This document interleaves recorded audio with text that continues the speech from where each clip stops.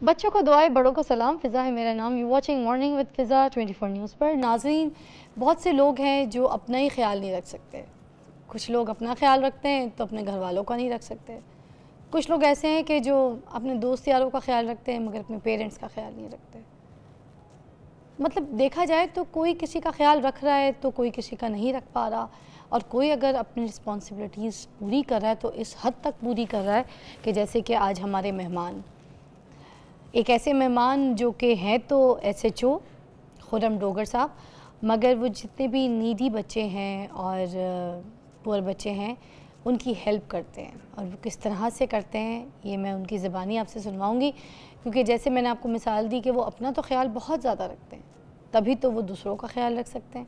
और अपने घर वालों के साथ साथ उनको उन लोगों की भी परवाह है जिन लोगों के बारे में हमसे पूछा जाएगा, हमसे सवाल किया जाएगा कि मैंने तुमको ताकत दी, मैं तुमको शऊर दिया, मैं तुम्हें पैसा दिया, मैं तुम्हें सेहत दी, मैं तुम्हें रिस्क दिया, तो उसमें से तुमने अपनी चीज़ों को बांटा या तुम कबूतर की तरह आग बंद करके बैठे रहे और तुमने किसी के लिए कोई कदम नहीं उठाया, किसी के लिए कुछ नहीं किया।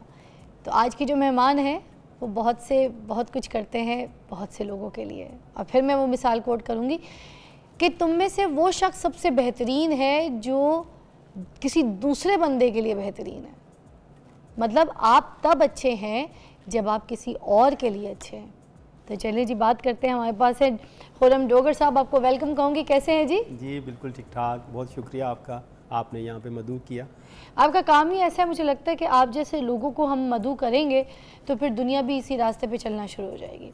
क्योंकि हम लोगों की आदत हो गई है कि हम क्या करते हैं कि हमने देखा इसके पास बहुत कुछ है और उसके बाद हमने सिर्फ ये प्लानिंग करनी होती है कि जो सब कुछ इसके पास है, गाड़ी, पैसा, रिस्क, ये सब कुछ हमने इसकी जेब से निकाल के तो अपनी मुट्ठी में ला के बंद करके अपनी जेब में किस तरह डालना है। ठीक है, वो जो प्लानिंग है ना हमारी कि हमने खुद कुछ नहीं करना, खुद कुछ एफर्ट नहीं करनी, ना अल्लाह के रास्ते में कुछ देना है, तभी तो हमारी चीज़ों में हमारा रिस्क में डबल होगा। मगर हमने ये ज़रूर देखना है कि इसके जेब से कैसे खाली करना है। तो आप ऐसे लोगों को बहुत अच्छी तरीके से समझते भी होंगे और अल्लाह ताला ने आपको देखे ना ये हाथ दिया है जो ये है, ये नहीं है। तो सारा इसके पीछे क्या हुआ, क्या स्टोरी है, कब से कर रहे हैं इस तरह से नीडी बच्चों की हेल्प, ये अपनी ज़ुबानी सुनाइए ना कहानी। जी बिल्कुल, मैं बेसिकली पुलिस में जॉब करता हूँ। तो जॉब करते हुए मतलब काफ़ी टाइम गुजर गया, अपनी ज़िंदगी ठीक थी, लाइफ सेट जा रही है, सब मतलब अल्लाह ने सब कुछ दिया हुआ था। तो ये 2020 की बात है, मैं मतलब रूटीन में पेट्रोलिंग जो होती है हमारी वो निकला था। तो मैं एक पेट्रोल पंप पे रुका हूँ, तो मैंने एक नज़र पड़ी, एक बच्चा है, पाँव में उसके जूते नहीं हैं और वो 6 साल उसकी हार्डली उम्र है और उसने हाथ में मसवाकें पकड़ी हुई हैं और वो गाड़ियों के पीछे भाग रहा है। तो कभी एक गाड़ी की तरफ जाता है, मतलब कोई उससे छोटा समझ के तो कोई ले लेता है, कोई नहीं भी लेता।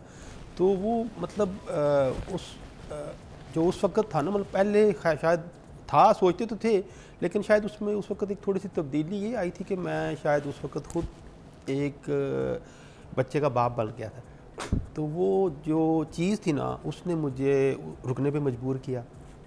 मैं उतरा हूँ, उतर के मैं बच्चे के पास गया, तो मैंने उसको पास बिठाया। वो थोड़ा सा है, हमारा यूनिफॉर्म का कोई परसेप्शन थोड़ा ऐसा है कि लोग थोड़ा सा खौफज़दा भी हो जाते हैं। वो बच्चा था, लेकिन उसको मैंने प्यार से बिठाया। मैंने उससे कहा क्या, उसने फिर बताया कि जिस तरह हर दूसरे गरीब बच्चे की कहानी है हमारे माशरे में, कि यहाँ पे वो एक गुर्बत का जो हमारा एक चक्कर है, उसमें जो फंसा होता है बंदा, वो निकल नहीं पाता। कि पहले एक गरीब था, वो 6 गरीब और लाया, उनकी ज़िंदगी भी उतनी ही मिजरेबल। उसने वही बताया कि 5-6 बहन भाई हैं, तो वो पेरेंट्स का कुछ है नहीं, रोज़गार का सिलसिला। तो मैं आता हूँ यहाँ पे मसवाकें बेचता हूँ और 400-500 रुपया जो शाम को इकट्ठा हो जाता है वो ले जाकर अपने पेरेंट्स को दे देता हूँ। तो मुझे ख्याल आया, मैंने कहा कि अपनी ज़िंदगी तो मैं जी रहा हूँ मैं, मतलब, लेकिन कुछ ना कुछ जो मैं कर सकता हूँ। अब हर काम के लिए हम रियासत को तो ज़िम्मेदार ठहराते हैं ना, कि सारा कि रियासत ये नहीं। लेकिन मैंने सोचा कि इस बच्चे के लिए तो मैं भी कर सकता हूँ कि मैं किसी की तरफ देखूँ या मैं किसी को आवाज़ दूँ। इसका तो ख़र्चा, इसका तो वो जो एजुकेशन है। तो मैंने फिर उस दिन सोचा कि इसको ना मैंने कोशिश करनी है स्कूल में इसको दाखिल करवाना है। क्योंकि जो गुर्बत का जो ये एक भयानक किस्म का एक शिकंजा है ना, इससे अगर कोई चीज़ निकाल सकती है किसी गरीब को तो वो तालीम और शऊर है। तो फिर मैंने उसके पेरेंट्स के पास किया, वो एक स्लम्स हैं वहाँ पे साथ शेखुपुरा में, वहाँ पे रहते थे। वो उनके पास किया, उनको कन्विंस करना भी मुश्किल काम था, क्योंकि वो बच्चा उनके लिए शाम को कुछ 400-500 रुपया लेके जा रहा था। ऐसे ही तो वो उनके लिए 400-500 की अहमियत थी, उनके लिए उस तालीम की जिस चीज़ से उनका वास्ता ही नहीं कभी पड़ा, जो उनको खुद नहीं पढ़ सके, तो उनको क्या कि ये तालीम क्या है, शऊर क्या है, उनके लिए तो फिर वो ज़्यादा इंपॉर्टेंट वो 400-500 रुपया था। फिर मैंने उनको कन्विंस किया, मैंने कहा कि चलें आपके लिए जो हो सका, आपको जो पैसे चाहिए होंगे वो हम करेंगे, लेकिन बच्चे को पढ़ने दें। अच्छा। वो मान गए। फिर मैं उसको लेके स्कूल गया, उसका एडमिशन करवाया, उसका मतलब यूनिफॉर्म लिया। तो वो जो चीज़ थी, फिर उसका कज़न था एक साथ, वो दोनों, फिर उसने कहा जी कि अगर इसको आप करवा रहे हैं मुझे भी करवा दें, मैंने ही पढ़ना है। मैंने कहा आप भी आ जाओ। फिर उन दोनों को एडमिशन करवा दिया।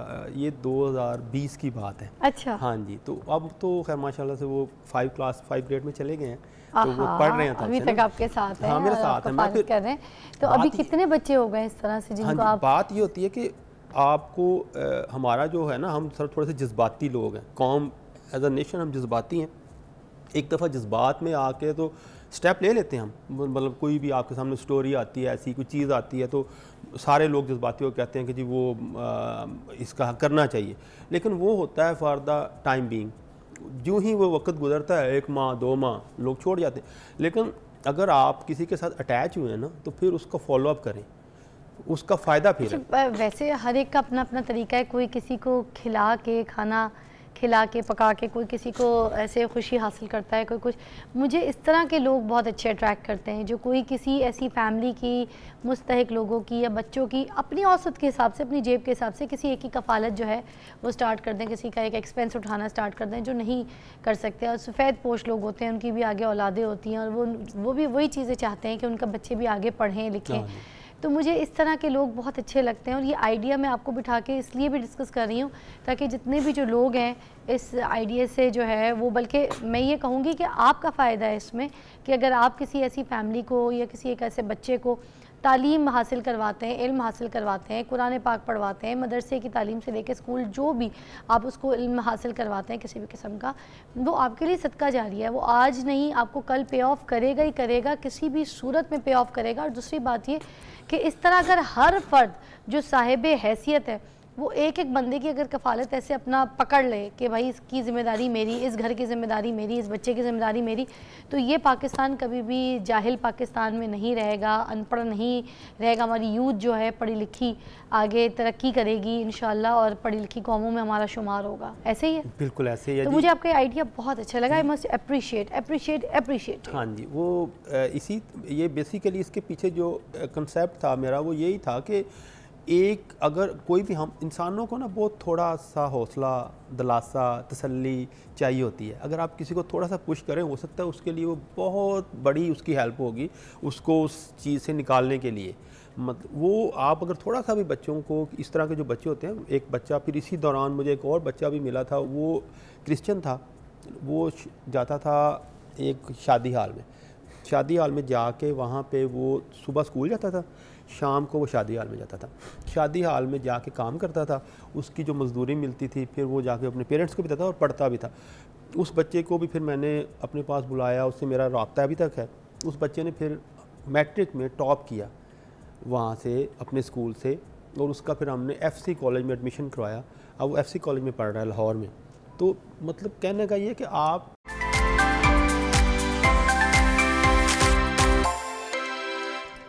Welcome back. और हमारे साथ यहाँ पे जो है खुर्रम डोगर साहब मौजूद हैं, जो मासूम बच्चे हैं उनकी कफ़ालत करते हैं, उनको स्कूल में एडमिशन कराते हैं, पढ़ाते हैं। जो सफ़ेद पोश लोग हैं उनके बच्चों को ये इल्म की दुनिया दिखाते हैं, और स्कूल में एडमिशन करा के फिर उनको फ्यूचर का ख्वाब दिखाते हैं, और वो पूरा भी कर रहे हैं माशाल्लाह से। मुझे ये बताइएगा कितने बच्चे हैं अभी आपके पास टोटल? अभी जो 2000 से स्टार्ट किया था? मैंने 2020 से स्टार्ट लिया था इस काम में। तो अभी तक जो है ना जी माशाल्लाह कोई 7 बच्चे हो गए हैं टोटल, जो कि एक तो वो 4 भाई थे, बिल्कुल यतीम थे, और उनकी ना बाप था ना माँ थी। जब मेरा फर्स्ट टाइम उनसे इंटरेक्शन हुआ तो उनके घर में ना कोई बैठने के लिए जगह थी, ना सोने के लिए जगह थी। तो वो बच्चे बिल्कुल अकेले रह रहे थे, खुद ही पकाते थे, खुद ही कुछ बाहर से लेके आते थे। तो वो चारों भाई हैं, उनके साथ मेरा कांटेक्ट है, ये उमैर है, आतिफ है। तो आपको हेल्प कहाँ से आती है जब आप इनकी हेल्प करते हैं? ये जो छोटा मोटा जो फ़ीसें और ये जो चीज़ें हैं ये तो मैं ख़ुद भी कर लेता हूँ, लेकिन एक इसमें मैं ऐड ज़रूर करूँगा चीज़ कि मेरे साथ जो मतलब लोगों के जो हमारे लोग हैं बेसिकली वो भी चाहते हैं कि अगर लोगों की मदद करना, लेकिन वो इशू है यहाँ पे मैंने देखा है, ट्रस्ट इश्यूज़ हैं। क्योंकि मैं बेसिकली एक सोशल मीडिया ऐप यूज़ करता हूँ, ट्विटर पे मेरी काफ़ी फैंस हैं, मतलब वहाँ पे फॉलोअर्स हैं। तो वहाँ पे मैंने इन बच्चों की स्टोरीज़ भी लगाई हुई हैं, जो लगाई तो मेरे साथ ओवरसीज़ पाकिस्तानियों ने, यहाँ से बहुत से लोगों ने रब्ता किया। और एक बच्ची जो कि रिक्शा चलाती थी, उसके बाप की डेथ हो गई, उसके बाद वो माइनर थी, 13 साल की उम्र थी। जब मैंने उसको देखा वो रिक्शा चला रही, वो वैसे बड़ा ख़तरनाक था, एक मोटरसाइकिल रिक्शा एक बच्ची चला रही, उससे तो वो संभलना ही नहीं था। मैंने उसको रोका, उसकी मैंने स्टोरी लगाई। उसके बाद मेरे साथ इतने लोगों ने कांटेक्ट किया कि वो उस बच्ची का अपना घर नहीं था, हमने उसको घर बना दिया।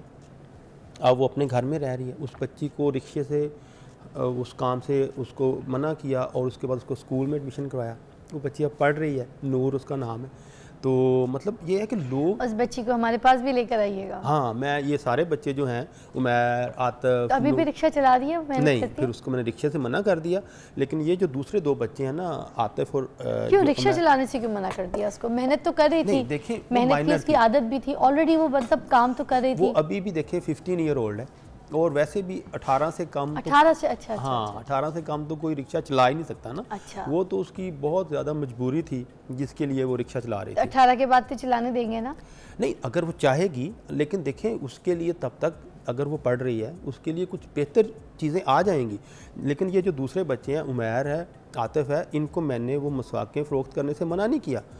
क्योंकि इसलिए मना नहीं किया, हाँ, ताकि बच्चों में काम की आदत और मेहनत की आदत अगर डली रहे ना तो बच्चों को ये आदत नहीं पड़ेगी कि अच्छा ठीक है, हाँ, वरना हाथ ऐसे ही रह जाएगा। बच्चों को कोई हैबिट, काम, हॉबी में, उनके किसी इंटरेस्ट में, हाँ, उनके किसी स्किल्स में डालना चाहिए। और अगर वो कोई स्किल्स अच्छा करें, कोई अच्छा काम करके दिखाएं, पढ़ाई में अच्छा मार्क्स लेके दिखाएं और आपने उसके एवज उसको कुछ दिया ना, उस बच्चे को वो सारी ज़िंदगी ये और कुछ करके दिखाएगा और कुछ एफर्ट करेगा कि मैंने अच्छे मार्क्स लाने हैं, मैंने ये सबक याद करना है, तो मुझे जो है डोगर साहब इनाम देंगे, ये देंगे। वरना फिर क्या होता है, बच्चों को भीख की आदत पड़ जाती है, मांगने की आदत पड़ जाती है। तो अब वो बच्चे मांगते नहीं है। हाँ, ये सबसे बड़ी बात है, वो बच्चे अब मांगते नहीं है। उनको आपने उनका काम नहीं छुड़वाया। बहुत से लोगों ने उनको कुछ देने की कोशिश भी की है, तो वो कहते हैं नहीं, मसवाक लेनी है, इसकी जो कीमत है वो दें, हमने ये पैसे इस तरह नहीं लेने। क्या बात वो अभी स्कूल से जब फ्री होते हैं 2 बजे, उसके बाद वो 3 बजे दोबारा अपना यूनिफॉर्म उतार के अपने वही कपड़े पहन के ड्यूटी पे चले जाते हैं। और वो जब शाम तक, मगरिब तक वहाँ रहते हैं और जो अपना वो जितने 300-400 रुपया कमा के लेके वापस आके अपने पेरेंट्स को भी देते हैं, अपने पैरों पे भी खड़े और अपने पैरों पे भी खड़े हैं। और पता है मुल्क से बाहर भी छोटे छोटे ऐसे बच्चे हैं जहाँ पे आप जाएं वहाँ पे वो बंची जंपिंग करवा रहे होते हैं स्कूल के बाद। ऐसे छोटे छोटे स्टूडेंट्स हैं, अगर आप मुल्क से बाहर टूर के लिए जाएँ तो छोटे छोटे बच्चे आपको सिखा रहे होते हैं, स्कूल कॉलेजेस के, अपनी पॉकेट मनी पे निकाल रहे होते हैं, अपनी पढ़ाई भी पूरी कर रहे होते हैं। तो कोई बात नहीं, हमारे बहुत सारे बच्चे जो हैं बहुत मेहनती हैं। हाँ, मगर पढ़ाई का निज़ाम जो है वो बहुत इंपॉर्टेंट है। अगर कोई इस तरह से सपोर्ट करता है किसी की पढ़ाई के लिए, किसी की तालीम के लिए, तो ऐसे लोगों को सलाम, जिसमें डोगर साहब भी मौजूद हैं। थैंक यू सो मच आपकी तशरीफ आवरी का। आपको हमने मिसाल बना के लोगों के सामने पेश किया ताकि आप जैसे काम कर रहे हैं वैसे ही हर एक को काम करने का मौका मिले और ये आइडिया मिले कि किस तरीके से कर सकते हैं। Will take a break, will be right back. Thank you.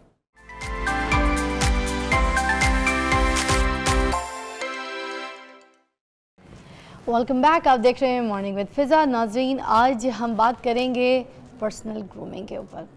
बहुत से लोग हैं जिनके अंदर ये कॉन्फिडेंस नहीं है कि हमने सामने वाले से बात कैसे करनी है। बहुत से ऐसे लोग हैं कि उनको ये नहीं पता कि भाई अपने टीचर से अब दोबारा सवाल कैसे पूछना है, जबकि उनको समझ नहीं आ रही होती है, मगर वो सामने से ऐसे एक्सप्रेशंस मार रहे होते हैं कि उनको ये लग रहा होता है कि हाँ सब कुछ मुझे समझ आ रहा है, मगर अंदर से उनको कुछ समझ नहीं आ रहा होता, दिमाग खाली होता है। तो ये जो कॉन्फिडेंस है कि भाई अगर एक बार मैंने पूछ लिया, दोबारा अपने टीचर से कैसे सवाल करूं, या फिर किसी इदारे में अगर आप जॉब के लिए गए हैं और आपने कोई अपना इंटरव्यू देना है, तो वो जो आपकी पर्सनल ग्रूमिंग अगर हुई हुई है, मुझे लगता है वो आपके अंदर बहुत ज़्यादा कॉन्फिडेंस लेवल को हाई कर देगी। आपका वो इंटरव्यू बहुत अच्छा हो सकता है अगर आपके अंदर कॉन्फिडेंस हो। ठीक है। अब ऐसी कौन सी ऐसी चीज़ें हैं आपके अंदर जो मुझे लगता है होनी चाहिए, आपको पता भी होनी चाहिए कि जब आप बोलें तो लोग सुने और आपको पसंद भी करें? तो ये सारी क्वालिटीज़ के बारे में हम जानेंगे। हमारे साथ जो हैं बैठे हैं हसन आबिद साहब, क्लिनिकल साइकोलॉजिस्ट हैं, और आज हमें समझाएंगे कि हमने अपनी पर्सनल ग्रूमिंग कैसे करनी है। अस्सलाम वालेकुम। वालेकुम अस्सलाम फ़िज़ा, कैसी हैं आप? Thank you for your time again. Thank you. अच्छा, आज हमारा जो टॉपिक है वो है पर्सनल ग्रूमिंग के ऊपर, और हमने आपसे ये सीखना है कि सबसे पहले वो जो कॉन्फिडेंस है कि हम आँख में आँख डाल के किसी सामने वाले से बात करें और उससे जो दिल चाहता है, जो कुछ पूछना चाहते हैं वो हम उससे पूछ सकें, वो कॉन्फिडेंस, वो डर खौफ हमारे अंदर से निकल जाए। तो ये कैसे हो सकता है, वो कॉन्फिडेंस कैसे आ सकता है? वेल, इसका बड़ा एक आसान आंसर है। आप सबसे ज़्यादा कॉन्फिडेंट किसके साथ बात करते हुए फील करते हैं? मोस्ट प्रॉब्ली अपने पेरेंट्स के साथ या अपने सिबलिंग्स के साथ। वो कॉन्फिडेंस क्यों होता है? क्योंकि आपको लगता है आप उन्हें बहुत अच्छा जानते हैं और आपको लगता है कि वो भी आपको जानते हैं। सो जो इनसाइट है ये आपकी, जिसको हम एक परसेप्शन भी कहते हैं, ये रियलिटी के साथ इंटैक्ट करती है। परसेप्शन कहते हैं कि आप क्या समझ रहे हैं किसी सिचुएशन के बारे में या किसी इंसान के बारे में, और रियलिटी ये है कि क्या वो वैसा ही है। तो जब ये दोनों मैच कर जाती हैं तो you feel confident.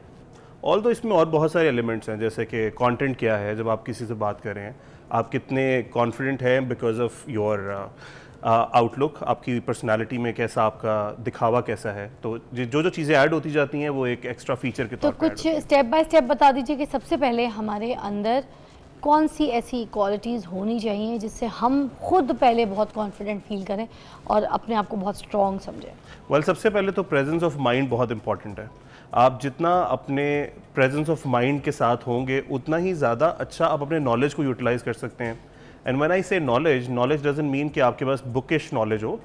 Common sense का जो नॉलेज है वो बड़ा इंपॉर्टेंट है। कॉमन सेंस यूज़ करना और उस जैसी बात करना। जैसे आपने देखा होगा बहुत सारे लोग अपने कम्युनिकेशन को बताते हैं कि हम मुंह फट हैं और उसमें वो किसी का दिल दुखा देते हैं। वो एक्चुअली उनको कम्युनिकेशन करनी नहीं आती। अगर उनको कम्युनिकेशन करनी आती हो तो वो किसी का दिल ही ना दुखाएं, क्योंकि उन्हें पता हो कि मैंने किसके साथ क्या बात करनी है। अब इसके अंदर बहुत सारे कम्युनिकेशन में ज़्यादा से ये देखा जाता है कि एक बंदा बहस कर रहा है, दूसरा भी बहस कर रहा है। बिल्कुल। तो अगर दो लोग बहस करें वो कम्युनिकेशन तो नहीं हुई?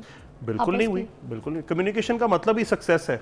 आपकी जब कम्युनिकेशन अगले को समझ आ जाए वही कम्युनिकेशन होती है। अगर कन्वर्सेशन भी होती है, अगर अगले को समझ ही ना आए तो आपकी कम्युनिकेशन हुई ही नहीं है। और इसमें बहुत इंपॉर्टेंट चीज़ है लिसनिंग स्किल्स। हम एक दूसरे को सुनते ही नहीं है। अक्सर लड़ाई झगड़े में या बहस में आप देखेंगे दो लोग एक ही बात कर रहे हैं, लेकिन क्योंकि वो एक दूसरे को सुन नहीं रहे हैं तो उनकी बात एक दूसरे को समझ नहीं आती। और एक और बड़े मज़ेदार चीज़ है, ये आप रियलाइज़ करेंगे तो आपको पता चलेगा, कई लोग अपनी बात का स्टार्ट ही नहीं से करते हैं। जैसे आपको मैंने पूछा आप कहाँ हैं, आपने कहा मैं MM आलम रोड पे हूँ। नहीं, तो वहाँ आप क्या कर रही हैं? तो जब आपका स्टार्ट ही नहीं से होता है तो आप एक कॉन्ट्रडिक्टरी फेज में होते हैं, कॉन्फ्लिक्ट के मूड में होते हैं। वो आप इंटेंशनली नहीं होते लेकिन आपकी हैबिट बन जाती है। और जब आपकी हैबिट डेवलप हो जाती है तो आपकी आदत बन जाती है हर चीज़ में कॉन्ट्रडिक्ट करना। अगर आपसे कहा जाए कि आजकल मुल्क के हालात बहुत अच्छे हैं, आप उसके अगेंस्ट बोलेंगे। अगर आपको कहा जाए उसी वक्त के मुल्क के हालात ठीक नहीं है, फिर उसके भी अगेंस्ट बोलेंगे आप। ऐसे ही तो ये जो बिहेवियर है ये डेवलप हो जाता है और ये आपकी पर्सनैलिटी को इफेक्ट करता है। तो इवेंचुअली आप एक ऐसी कॉन्ट्रडिक्टरी पर्सनैलिटी लेके फिर रहे होते हैं कि हर किसी के साथ आपका कॉन्फ्लिक्ट हो जाता है। और क्योंकि अगला भी उसी फेज में होता है तो फिर एक माशरे के अंदर जो है ना वो एक तलखी आ जाती है, एजिटेशन आ जाती है, एग्रेसिव बिहेवियर हो जाता है लोगों का। अच्छा, क्या ये कॉन्फिडेंस है कि अगर सामने वाले को कोई बात समझानी है तो बस मैं, जो मेरे पास 2-3 लोग बैठे हैं, मेरे कोई दोस्त बैठे हैं, मैं उनको बोलूँ तू तो पागल है, तुझे तो समझाना नहीं आता, तू देख मैं कैसे समझा कर आता हूँ, और मैं जाऊँ उसको जाके अच्छा लथाड़ दूँ, जलील कर दूँ, उसकी पूरी ज़ात को बुरा भला बोल के तो मैं बोलूँ होना आराम में समझ आइए, तो ये कह के मैं आऊँ और बड़ा हीरो बन जाऊँ, बोलूँ यार ये देखो मैंने काम कर दिया। ये तो एक सिचुएशन विन करने का कॉन्फिडेंस। कॉन्फिडेंस में अगर मैं आपको ये बताऊँ ना कि एक बहुत ही, मैं बहुत ज़्यादा कोई पोइट्री तो नहीं पढ़ता लेकिन एक शेर ने मुझे बहुत मुतासर किया। इलामा इकबाल का है कि अपने मन में डूब कर पाजा सुरागे ज़िंदगी, तो मेरा नहीं बनता ना बन अपना तो बन। तो बेसिकली जो अपने अंदर झांक के आपने अपने आप को समझना है और अपने स्किल्स को समझना है, उसका यूटिलाइजेशन सही कर देना, ये एक बहुत बड़ा आर्ट है। अच्छा, अब इस पूरी सिचुएशन में जो सेल्फ कॉन्फिडेंस की बात करें, पर्सनल ग्रूमिंग की बात करें, सपोज एक आम बंदा है, वो ऐसे ऑफिस जाने लगा है, उसने शर्ट भी पहनी है, पैंट भी पहनी है, तैयार हो गया है, ठीक। अब उसने जूते, जैसे अभी मैंने घर की चप्पलें पहनी हुई हैं, ठीक है। अब मैं अगर कॉन्शियस हो जाऊँ, मैंने अभी किसी सामने वाले बंदे से बात करने में बोलूँ मगर यार मेरी चप्पलें तो ठीक नहीं है, ये चप्पलें तो बस मेरी ऐवी हैं, तो फिर क्या मेरा कॉन्फिडेंस लेवल और मेरी कम्युनिकेशन का जो स्किल्स जो मैं बताना चाहती हूँ सारा कुछ वो ख़राब हो जाएगा, मर जाएगा? इसमें दो चीज़ें हैं, एक तो ये कि क्या आपकी एक तो सिचुएशन ये ले लेते हैं कि आपकी चप्पल ठीक है लेकिन आपको लग रहा है कि ठीक नहीं है, और एक कि ठीक ही नहीं है। दोनों डिफरेंट सिचुएशंस हैं, दोनों में इम्पैक्ट क्या आ रहा है कि आपका कॉन्फिडेंस लेवल शेक हो रहा है। ठीक है, अगर तो आप अपने पर्सनालिटी में बहुत कॉन्फिडेंट है तो अगर आपकी चप्पल उस वक्त ठीक है तो आपको ये फीलिंग नहीं आएगी। इसको कहते हैं इंटरव्यू एंजाइटी होना, सोशल एंजाइटी होना। जैसे आप स्टेज पे जाने लगे तो आपको लगेगा कि मुझे लोग देख के हंसेंगे, सोशल एंजाइटी है। लेकिन एक है कि आपने चीज पहनी ही नहीं ठीक हुई, आपको पता है कि ठीक नहीं है और फिर आप चले जाएं। तो अब इस पर्सनल ग्रूमिंग की प्रैक्टिस क्या है, मतलब एग्जैक्टली इसको कैसे क्या करें, क्या इसको सही करें जिसमें एंजाइटी ना हो, डिप्रेशन ना हो, और लोगों से बात करने का तरीका जो है वो सही हो आपका? इसके अंदर एक चीज़ बड़ी इंपॉर्टेंट मैं हाईलाइट करना चाहूँगा, बहुत सारे लोग इसको कंफ्यूज कर देते हैं एजुकेशन के साथ।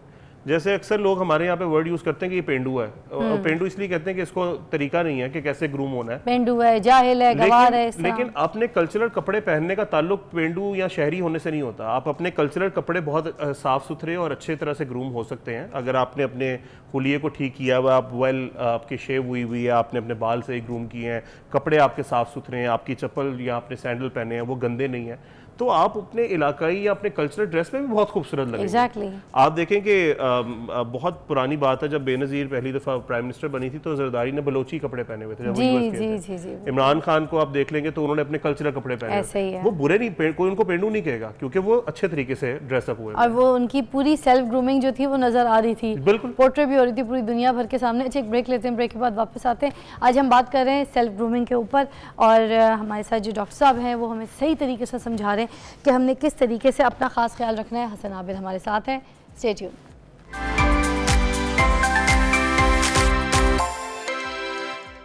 वेलकम बैक, आप देख रहे हैं मॉर्निंग विद फिज़ा। हमारे साथ मौजूद हैं हसन आबिद जो कि हमें बता रहे हैं कि हमने अपनी पर्सनल ग्रूमिंग किस तरह करनी है। मेरा सवाल आपसे ये है कि हमारे अंदर दो चेहरे होते हैं, दो रूप होते हैं। कहा तो ये जाता है, सुनने में भी ये आता है कि एक पर्सनालिटी वो जो हमारी घर में होती है, एक जो हम काम कर रहे होते हैं वो पर्सनालिटी, घर की अलग बाहर की अलग। तो क्या ये सही है? ये बिल्कुल ठीक है। घर में असल में होता है आपका कैरेक्टर और जो बाहर होता है वो आपकी पर्सनालिटी होती है। जब आप अपनी पर्सनालिटी को प्रैक्टिस करते हैं तो आप अपने कैरेक्टर के अंदर उसको ढाल लेते हैं। होता ये है कि आपने एक पर्सोना बिल्ड किया होता है अपना, जो कि आप नहीं होते, और वो फेस होता है आपका बाहर की दुनिया के लिए। और जो घर में जाके आप जिस तरह से एक्ट करते हैं, जो बातें करते हैं, जिस तरह आप उठते बैठते हैं, वही आपका कैरेक्टर होता है। तो अगर तो आप अपने पर्सोना को प्रैक्टिस करते हैं ज़्यादा से ज़्यादा और वो अच्छी चीज़ है तो आप उसको अपना कैरेक्टर का पार्ट बना सकते हैं। अच्छा, जो बॉस होते हैं आपके ऑफिस में काम कर रहे होते हैं जहाँ पर, तो उनके करीब होने के लिए किस किस्म की पर्सनालिटी जो है वो आपकी होनी चाहिए, आपकी सेल्फ ग्रूमिंग होनी चाहिए? मैं इसको ये जवाब लेके आऊँगा कि आप सिर्फ बॉस ही नहीं, किसी भी इंसान के करीब होने के लिए आपको ये समझना ज़रूरी है कि वो आपकी कम्युनिकेशन को समझ कैसे रहा है। कुछ लोग होते हैं वो विजन के ऊपर जो है ना वो कम्युनिकेट ज़्यादा अच्छा करते हैं। जैसे आप किसी को रास्ता बता रहे हैं तो आप उसे कहेंगे ना कि आगे जाके राइट टर्न लोगे तो एक मस्जिद आएगी, ये उसे याद रह जाएगा। जैसे वो वीडियोस देखते हैं, कोई प्रेजेंटेशन देखते हैं तो वहाँ पे विजुअल जब आर्ट आता है तो उन्हें ज़्यादा अच्छे से याद रहता है। कुछ लोग होते हैं वो ऑडिटरी होते हैं, आपको फ़ोन करेंगे, आपको कहेंगे यार मुझे रात को मिलना, मैंने एक बात करनी है, फिर मतलब वो सुनेंगे आपके साथ, आपका बात करेंगे तो आपका कान लगा लेंगे। कुछ लोग होते हैं इमोशनल होते हैं, उनके साथ आप जब फीलिंग ऐड करेंगे, टच ऐड करेंगे, उनको ज़्यादा अच्छे से समझ आएगी। कुछ लोग होते हैं इंटेलेक्चुअल, वो इंटेलेक्चुअल बात करेंगे तो आपको समझेंगे वो। अब ये चार जो मोडालिटीज़ हैं, ये न्यूरो लिंग्विस्टिक प्रोग्रामिंग के अंदर भी बड़ा फोकस है इसके ऊपर। इन चारों को समझें कि अगला बंदा आपकी इन किस मॉडल के ऊपर चल रहा है। अगर उस मॉडल के साथ आप बात करेंगे तो आप हर किसी के साथ बहुत अच्छे से बना के रखेंगे, किसी के साथ आपका कॉन्फ्लिक्ट नहीं होगा। पर्सनालिटी ग्रूमिंग क्या चीज़ होती है, इसके ऊपर किस तरह से काम कर सकते हैं हम? अब पर्सनालिटी ग्रूमिंग को मैं रिलेट कर देता हूँ जैसे इंटरव्यूज़। हाँ जी बिल्कुल, जैसे इंटरव्यूज़ में आप गए हैं और आपकी पर्सनालिटी कैसी होनी चाहिए कि आप इंटरव्यू क्लियर कर सकें। सो पर्सनालिटी के अंदर बहुत सारी चीज़ें आती हैं। आपकी नॉन वर्बल कम्युनिकेशन है, वर्बल कम्युनिकेशन है, आपकी ग्रूमिंग, कपड़े, आपकी हाइजीन, आपके फेशियल एक्सप्रेशंस, ये सारी चीज़ें आती हैं। यूजुअली क्या होता है कि जब लोग इंटरव्यू में जाते हैं तो बहुत कंफ्यूज होते हैं, उनसे बात नहीं हो पा रही होती या उनके पास जो कंटेंट पड़ा होता है दिमाग में उसको वो रिट्रीव नहीं कर पा रहे होते ड्यू टू एंजाइटी, स्ट्रेस किस चीज़ का कि हम इंटरव्यू फेल कर जाएंगे। और मोस्टली अगर आप नोट करें तो उनका ब्रेथ शॉर्ट हो जाता है, सांस बहुत शॉर्ट हो जाता है, उनको समझ नहीं आती कि हम क्या जवाब दें। अगर आप सिर्फ और सिर्फ अपने ब्रेथ को कंट्रोल कर लेना इंटरव्यू से पहले या किसी भी ऐसी सिचुएशन से पहले जिसके अंदर आपको लगता है कि आप जज होने वाले हैं या आप जैसे स्टेज पे जाने लगे आप अगर अपने ब्रेथ को कंट्रोल कर लें, लंबा लंबा सांस लेना है या फिर सांस को थोड़ा सा कम करना है? बस अवेयर रहें अपने सांस के बारे में। आप लंबा लंबा सांस लेके अपने आप को नॉर्मलाइज कर लें, क्योंकि जब आप लंबा सांस लेते हैं ज़्यादा ऑक्सीजन आपके ये खास तौर पे तब भी होता है जब हम पर्चा दे रहे होते हैं ना एग्जाम वाले टाइम पे, और हमसे पर्चा लिया जाने वाला टाइम बस खत्म हो रहा होता है, हमें कह रहे होते हैं कि बस 3 मिनट्स लेफ्ट। बिल्कुल, उस वक्त भी आपका यही पोजीशन होती है, एग्जाम एंजाइटी होती है। सो इसी तरह एग्जाम हो या कोई भी ऐसी सिचुएशन हो जिसके अंदर आप गए हैं और आपको अगर टिप्स के तौर पे मैं बताऊं तो सबसे पहले तो ये कि आप वो तैयारी करके जाएं जिस तैयारी से आपको लगता है कि आप कॉन्फिडेंट रहेंगे, आप अच्छा तैयार हैं, आप वेल ग्रूम्ड हैं, आपके शूज़ पॉलिश हैं, आपके कपड़े साफ़ हैं, आप बोलने में बिल्कुल ठीक हैं, आपके चेहरे पे स्माइल है। अगर उसके बाद भी थोड़ी सी आपको एंजाइटी हो रही है तो दैट्स नॉर्मल। एक अच्छी माँ और एक अच्छी बीवी के लिए सेल्फ ग्रूमिंग क्या होनी चाहिए? बहुत इंपॉर्टेंट, हर इंसान के लिए सेल्फ ग्रूमिंग बहुत इंपॉर्टेंट। अगर आप अपने आप को सेल्फ ग्रूम नहीं करें, आपने अपना लर्निंग का प्रोसेस ही स्टॉप कर दिया। सो जब आप अपने लर्निंग का प्रोसेस स्टॉप कर देते हैं तो किसी भी इंसान को आप में इंटरेस्ट कम हो जाता है, चाहे वो आपकी बीवी हो, बच्चा हो। आप जब नई नई चीज़ें सीखेंगे जो कि सेल्फ ग्रूमिंग का पार्ट है, अपने आप को लर्निंग फेज में रखें, हमेशा स्टूडेंट बना के कुछ टिप्स हमें दीजिएगा ताकि मिसाली लफ्ज़ों में हम समझ सकें कि एक अच्छी बीवी के लिए और माँ के लिए कौन सी स्पेशल ऐसी टिप्स हैं जो आपको लगता है कारआमद? अगर तो बीवी और माँ जो है ना वो घरेलू खातून है जी, तो उस दौरान भी आपको अपने अंदर इम्प्रोवाइजेशन करते रहनी पड़ेगी, काइंड ऑफ नॉलेज भी और फिजिकल भी। आप फिजिकली आप देखें कि हमारी जो घरेलू खातून है वो अपना वेट पुट ऑन कर लेती हैं बहुत ज़्यादा। ये उनके कॉन्फिडेंस को शैटर करने की सबसे मेन वजह होती है, अपना आप छोड़ देती हैं वो, और फिर वो कहती है बस हमने तो घर बार ही, अब और क्या करें, अब तो शादी हो गई, क्योंकि उनके लिए लास्ट स्टेज होता है शादी हो जाए, शादी हो गई, लाइफ स्टॉप हो गई है, जबकि वहां से लाइफ स्टार्ट होती है। सो वो एक चैलेंज है, जिस चैलेंज को आपने अपने साथ लेके चलना है और फिर उसके अंदर बेहतर से बेहतर करना है, क्योंकि आपने इंस्पायर करना है अपनी जनरेशन को, नीचे वाली को। तो जब आपकी पर्सनालिटी ही ऐसी नहीं होगी तो वो कैसे इंस्पिरेशन लेंगे आपसे? वो तो फिर आपको बड़े होकर कहेंगे मामा आपको नहीं पता। और अगर आपके अंदर वो फायर है जिससे आप अपने आप को ग्रूम करते रहेंगे तो आपका बच्चा कहेगा मेरे बाबा को सब पता है। सो ये एक बहुत अच्छी फीलिंग होती है व्हेन योर किड्स आपको वो ये कहें। क्या बात है जी, thank you so much Hasan Abid sahab, आपने आज हमें सेल्फ ग्रूमिंग पे अच्छा लेक्चर दिया डिटेल में जाके।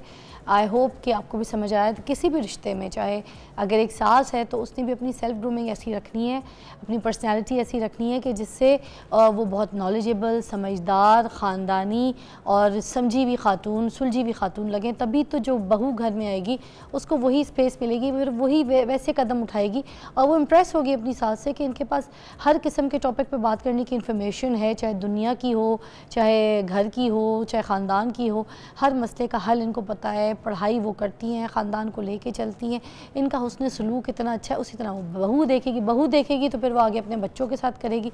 शौहर के लिए भी यही ड्यूटीज़ हैं कि बाहर का फेस अपने बॉस के साथ कोई अच्छा इंप्रेशंस का, जिस तरह से डॉक्टर हसन ने हमें बताया वैसे रखे, और घर में भी इस तरह से प्यार मोहब्बत के साथ, अच्छे अखलाक के साथ अपने घर वालों के साथ, अपने ख़ानदान वालों के साथ पेश आए। तो अपनी सेल्फ ग्रूमिंग करिए, इसका ख़ास ख्याल कीजिए। आज हसन आबिद साहब को बुलाने का हमारा ख़ास मकसद था कि अपने ऊपर भी ध्यान दीजिए। आईना देखने से सेल्फ ग्रूमिंग नहीं होती, खुद के अंदर झांकने से सेल्फ ग्रूमिंग होती है। Take a break.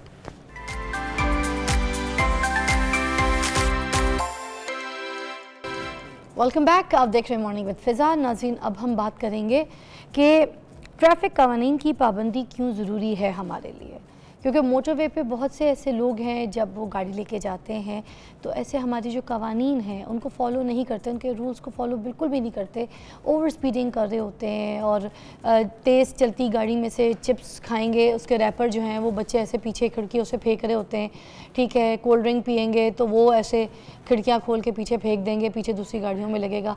फिर टेक ओवर कैसे करना है, फिर आगे किस स्पीड्स में चलना है, फिर ये जो चालान होते हैं मोटरवे पे ये सब क्यों होते हैं, और हमारे चालान ना हो उसके लिए हमने क्या प्रिकॉशंस करने हैं, किस एहतियाती तदबीर के साथ हमने मोटरवे पे गाड़ी चलानी है ताकि हम भी सेफ जाएं और हमारे साथ जो बाकी मोटरवे पे बाकी सवारियां हैं उनको भी कोई दुश्वारी का सामना ना करना पड़ा। उस पर बात करने के लिए आज हमारे साथ जो मौजूद हैं वो हैं Atif Ali Chaudhry sahab, SPN sector commander, national highway and motorway police. So आपको वेलकम कहूँगी, बहुत बहुत शुक्रिया आपकी तशरीफ़ आवरी का।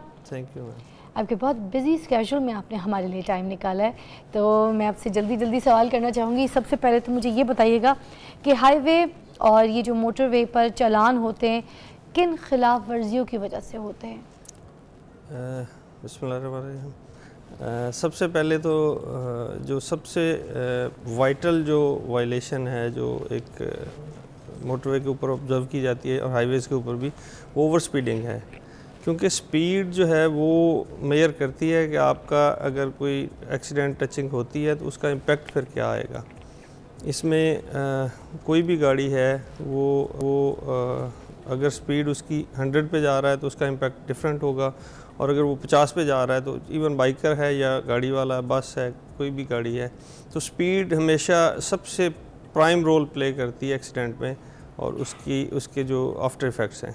सो स्पीडिंग सबसे पहला एक वायलेशन है जो उसके ऊपर है, और हम उसको रोकने की कोशिश करते हैं। स्पीड कैमरास लगे हुए हैं, ITS सिस्टम जो हमारा इंटेलिजेंस ट्रांसपोर्ट सिस्टम है वो भी है मोटरवेज़ के ऊपर, और हाईवेज़ के ऊपर मैनुअली कैमरास लगे हुए हैं। ये जो जुर्माने आपने बढ़ाए हैं इस पे, ये जो वायलेशन है, इसमें कोई कमी आई है या फिर ऐसी ही सब कुछ जैसे चल रहा था? बिल्कुल फ़र्क पड़ा, क्योंकि जो जुर्माने पहले थे वो 97 से चले आ रहे थे, और इतने सालों के बाद अब जाके ये इंक्रीज़ हुए हैं। और इन जुर्मानों में कितना कोई फ़र्क आया है जो पहले जुर्मानों के निस्बत? डिफरेंट वायलेशंस में डिफरेंट आया। लाइक हेलमेट का 200 से 1000 तक हो गया है, 750 तक हो गया, सॉरी। इसी तरह जो स्पीड है वो LTV और कार की 2500 फ़ाइन है उसका, इससे पहले 750 था। तो इसी तरह जो PSV और HTV है, चूँकि उनकी स्पीड वो बहुत मैटर करती है, तो उसका फ़ाइन 750 से बढ़ के 10,000 हो गया। ये यानी कैटेगराइजेशन के हिसाब से उनको फ़ाइन भी इन्हांस किया गया है। अच्छा, कुछ अनाड़ी बंदे जब मोटरवे पे गाड़ी निकालते हैं, मैंने ये भी अमूमन देखा है कि जिस लेन में, जिस लाइन में आपको स्पीड पे गाड़ी रखनी है, चाहे वो 120 है या 100 है, तो वो जो है वो उसको बिल्कुल ही स्लो मोशन पे ऐसे गाड़ी चला रहे होते हैं, तो वो भी तो फ़र्क पड़ता है। उसमें भी होते ही है चालान? जी अगर आप स्पीड वाली लेन में स्लो गाड़ी चलाएं तो उस पर चालान है? जी बिल्कुल। वो आप ऑब्स्ट्रक्शन कर रहे हैं एक दूसरी गाड़ियों को जो जा रही है गाड़ी, उसका रास्ता रोक रहे हैं, तो हम उनको रोकते हैं और फाइन करते हैं। अच्छा, एक तो हमें सही वाला रूल भी बता दें देखने वालों को कि कौन कौन सी लेन्स हैं, कौन कौन सी स्पीडिंग के साथ जो है गाड़ियाँ वहाँ पर चलाई जा सकती हैं। जो फर्स्ट लेन है, जो बिल्कुल एक्सट्रीम लेफ़्ट पे लेन है, वो HTV गाड़ियों, बड़ी गाड़ियों के लिए आपने देखा होगा कि बसें और ट्रक ट्रेलर उसमें चल रहे होते हैं। ठीक है। उसमें भी जो 65 से कम है उसको फ़ाइन किया जाता है। ठीक। स्लो स्पीड पे। मोटरवे के ऊपर ये मिनिमम स्पीड है, इससे नीचे आप ऑब्स्ट्रक्शन क्रिएट कर रहे हैं। फिर दोबारा बता दिएगा कौन सी स्पीड? 65 is the last. जी, ठीक है। उसके बाद उसके बाद जो मिडल लेन है वो कारों के लिए और तमाम LTVs के लिए है, जो 120 पे चलेंगी। अच्छा, 120 स्पीड लिमिट है मोटरवेज के ऊपर, ठीक है, 120 पे चलेंगे, उसको फॉलो करेंगे। उसको फॉलो करेंगे। और जो थर्ड लेन है वो सिर्फ ओवरटेकिंग के लिए है, और उसमें चलते हुए अगर आपके पैरेलल जो गाड़ी जिसको आप ओवरटेक कर रहे हैं, अगर वो 120 पे जा रही है, तो उसमें हम स्पीड में 10 किलोमीटर का मार्जिन देते हैं कि आप ओवरटेक करने के लिए अपनी स्पीड बढ़ाएं, और वो भी सिर्फ 10 किलोमीटर तक हो सकती है। उसके बाद आप ओवरटेकिंग करने के बाद वापस सेकंड लेन में आ जाएंगे, फास्ट लेन छोड़ देंगे। अब अगर फास्ट लेन में कोई गाड़ी मुसलसल चलती है और रास्ता रोकती है, तो हम उसको ऑब्स्ट्रक्शन का फ़ाइन करते हैं। अच्छा, सोशल मीडिया का दौर है, ठीक है ना, आप मुझे ये बताइए कि इतने सारे लोगों की वीडियोस मोस्टली आपने देखी होगी, जब लोग अपने स्टेटस लगाते हैं off to Islamabad, off to Karachi, अब लाहौर से ट्रैवल करके जा रहे हैं, गाड़ी में जा रहे हैं, तो मीटर रीडिंग पे जो है ना उन्होंने ऐसे अपना फ़ोन रखा हुआ है, तेज़ आवाज़ में गाड़ी लगाई हुई है, और मीटर रीडिंग ऑलरेडी आ रही है कि वो ऑलमोस्ट 200 हिट करने लगी है, ठीक है, तो वो 180 200 हिट कर रही है, और उसके ऊपर उन्होंने फ़ोन रखा हुआ है, गाने सुन रहे, चला रहे, और वो उस तरह से अपलोड हुई हुई होती हैं वीडियोस। तो ये सोशल मीडिया का दौर है, सबके अकाउंट्स का भी पता है कि कौन कौन इस तरह की हरकतें करके, खिलाफ वर्जी करके वीडियोस अपलोड कर रहा है और ऐसे गाड़ियाँ चला रहे हैं, तो उनकी कोई पकड़ है, इनको पकड़ा जाता है? कोई ऐसी आपकी है पॉलिसी? बिल्कुल, जो भी होते हैं इस तरह की वायलेशंस वो पॉइंट आउट की जाती हैं, और उस मुतलका वायलेटर सुबह शाम की हर एक के स्टेटस पे भरी पड़ी है, स्नैपचैट्स पे भरी पड़ी, इसकी कोई सख्ती है? जी बिल्कुल, सज़ा है? बिल्कुल बिल्कुल सज़ा है, वही सज़ा है जो रोड के ऊपर चलते हुए आपको ऑब्स्ट्रक्ट करती है पुलिस, वही सज़ा है। जो हमारे नॉलेज में आ जाती हैं उनके खिलाफ कार्रवाई की जाती है, मुतलका उसी एरिया की जो है एडमिनिस्ट्रेशन वो उसके खिलाफ कार्रवाई करती है। FIRs भी हुई हैं इस पे लोगों पे। ओके, अच्छा, मोटरवे पुलिस की मुख्तलिफ campaigns, tail light, seat belt, over speeding है, ये सब जारी है, इनके बारे में कुछ तफसील से नाज़रीन को बताइए, ज़रा आगाह कीजिए इनको। जी, IGP सर सलमान चौधरी ने अभी ओवर स्पीडिंग, ओवरलोडिंग, जो ओवरवेट गाड़ियाँ हैं उनके ख़िलाफ़ टेल लाइट्स के हवाले से, चूँकि वो बड़ी इम्पोर्टेंट है, टेल लाइट्स रात के टाइम रोड के ऊपर चलते हैं और हाईवेज़ के ऊपर स्पेशली, तो इनकी कैंपेन्स चल रही हैं और उसके बड़े फ्रूटफुल रिज़ल्ट्स मिल रहे हैं। और इसमें मैं आपको ये बता दूं कि जो स्पीड की और टेल लाइट्स की कैंपेन्स हैं ये तो टाइम टू टाइम चलती रहती हैं। उसके अलावा एक बड़ा इशू था ओवरलोडिंग का, तो उसमें कहीं ना कहीं कोई ना कोई इश्यूज़ आते थे। अभी बिल्कुल ज़ीरो टॉलरेंस के साथ कि बिल्कुल कोई ओवरलोड गाड़ी मोटरवेज़ के ऊपर या हाईवेज़ के ऊपर ट्रैवल नहीं कर रही। अगर कोई आती है, जो इक्का दुक्का आ रही हैं, क्योंकि अभी ये पिछले एक हफ़्ते में मेरे ख़्याल से वो कुछ 10% तक रह गई हैं, वो भी जो खाल आती हैं, तो उनके ख़िलाफ़ हम बड़ी सख्ती से कार्रवाई कर रहे हैं ज़ीरो टॉलरेंस के साथ। तो इंशाल्लाह वो अगले 1-2 हफ्तों में बिल्कुल ज़ीरो हो जाएगी। अच्छा SP साहब, ये ओवरलोडिंग से क्या नुकसानात होते हैं, कुछ बता सकते हैं? जी बिल्कुल। ओवरवेट, हर गाड़ी का जो एक्सल के साथ जो टायर लगे होते हैं उसके ज़रिए जो ज़मीन पे वेट पड़ता है, वो अगर तो एक हद तक है तो वो एक्सेप्टेबल है। लाइक जो 10 व्हीलर गाड़ी उसका 27.5 टन अलाउड है वेट, उससे ज़्यादा वेट जैसे ही आएगा वो फिर सड़क को डैमेज करना शुरू कर देगा, डिप्रेशन आना शुरू हो जाएंगे उसमें।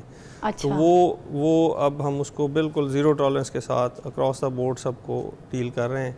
वे स्टेशन बने हुए हैं और उन वे स्टेशन पे बड़ी सख्ती से इम्प्लीमेंटेशन हो रही है। उन गाड़ियों को हम आगे मूव नहीं करने देते। अब SP साहब अब हमारे साथ ही मौजूद हैं, एक वक्फ़ा लेते हैं, वक्फे ज्वाइन करते हैं। आप भी सुनिए ख़ास तौर पे सेगमेंट को, क्योंकि ये आपके लिए किया जा रहा है यहाँ पे। ठीक है।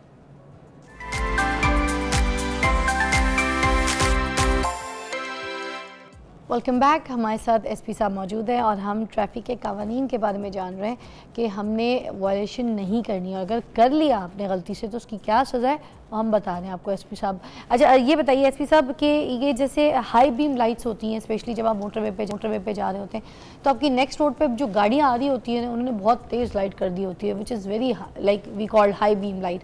वो आंखों के लिए भी बड़ा डेंजरस होता है, और फिर जो ड्राइवर है उसकी जब आंख पे पड़ती है, फ्लैश होती है, तो फिर उसको आगे बिल्कुल डार्क जोन दिखाई दे रहा होता है, जिसकी वजह से बहुत से एक्सीडेंट्स होते हैं। इसके क्या कानून है? इसमें हाईवेज़ के ऊपर आप सिर्फ मतलब फुल लाइट्स आप अगले को जो आगे आपके जा रहा है उसको इंडिकेट करने के लिए, रास्ता लेने के लिए, अगर कोई वायलेशन कर रहा है तो उसको इंडिकेट करने के लिए यूज़ करते हैं।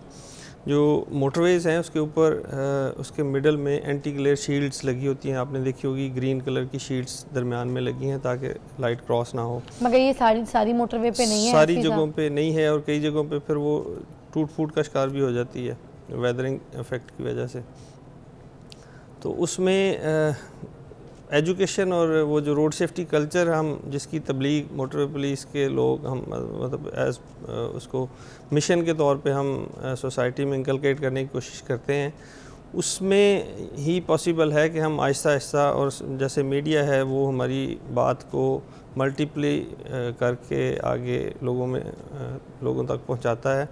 तो ये समझाने की ज़रूरत है। शहर के अंदर भी ये प्रैक्टिस आम है कि लोग फुल लाइट्स, और इवन उन्होंने फॉग लाइट्स भी, उसकी बम्पर लाइट्स जो होती हैं वो भी ऑन की होती हैं, तो वो दूसरों की जो विजन है उसको बिल्कुल डैमेज कर देते हैं, उससे लोगों का नुकसान भी होता है। हाईवेज़ के ऊपर भी उस दरमियान में ग्रीन जो बुशेस हैं वो लगी होती हैं, उसका भी बेसिकली यही मकसद है कि दूसरी साइड से कम लाइट्स जो हैं इफ़ेक्ट ना करें। तो फुल लाइट्स पे जो या इम्प्रॉपर लाइट्स का यूजेज है उस पर हम फ़ाइन भी करते हैं। कुछ लोगों ने वो स्पेशल बम्पर में लाइट्स लगाई होती हैं जो ज़्यादा वो जी हैवी होती हैं, हाई बीम होती हैं, तो उनको हम रोक के, बल्कि वो इलीगल डिवाइस के तौर पे हम उनको उतरवाते भी हैं। अच्छा, और आखिर में कोई अपने देखने वालों को पैगाम देना चाहें, कोई मैसेज देना चाहें जिसमें आप बताएं कि किस तरह से ये हमारे जो कानून है ट्रैफिक के उसको फॉलो करें, please this is your camera. जी, पाकिस्तान के तमाम लोगों को, स्पेशली जो रात हैं उनके लिए यही मैसेज है मेरी तरफ से और मोटरवे पुलिस की तरफ से कि रोड सेफ्टी का कल्चर कोई एक इदारा इसमें नहीं काम कर सकता, इसमें तमाम इदारे मिल के काम करेंगे और कर रहे हैं। और उसमें जो आम शहरी हैं, जो ड्राइवर हैं, उनका रोल बड़ा इम्पॉर्टेंट है। वो अगर अपनी ज़िम्मेदारी को समझें और महफूज ड्राइविंग की कोशिश करें, रोड्स को महफूज बनाने की कोशिश करें, ट्रैफिक कवानीन पे अमल करते हुए। सीट बेल्ट है, ओवर स्पीडिंग है, मोटरसाइकिलिस्ट हैं तो वो हेलमेट का इस्तेमाल करें और एक्सट्रीम लेफ़्ट साइड पे चलें। तो ये विद इन सिटीज़ भी, विद इन ऑन हाईवेज़ भी और मोटरवेज़ के ऊपर भी। तो इससे इंशाअल्लाह रोड के ऊपर डिसिप्लिन जो है वो हमारे महज़ब कौम होने का भी वो अक्कासी करेगा और उसके साथ साथ जो है वो हादसात की शरह भी बहुत हद तक कम हो सकेगी। थैंक यू सो मच, आपका बहुत बहुत शुक्रिया। Will be right back after a short break.